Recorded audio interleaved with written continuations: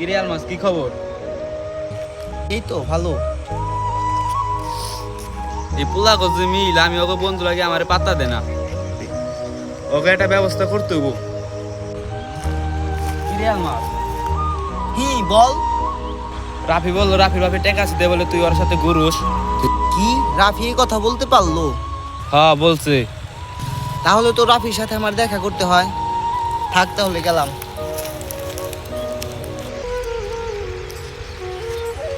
কিরে রাফি, কি হয়েছে বল। আলমাস বললো তুই নাকি তোর বাপের থেকে টাকা চুরি করে নিয়ে বন্ধুদের সাথে উড়াস। আলমাস এই কথা বলতে পারলো?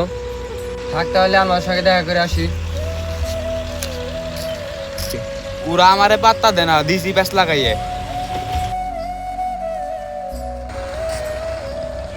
কিরে রাফি, তুই বলে বলছস তোর বাবার টাকা আছে দেখে নাকি আমি তোর সাথে ঘুরি? Yes yes. তুই নাকি বলছস আমি আমার বাবার পকেট থেকে টাকা চুরি করে বন্ধু বান্ধবের সাথে উড়াই। তোকে এই কথা কে বললো? শিহাব বললো।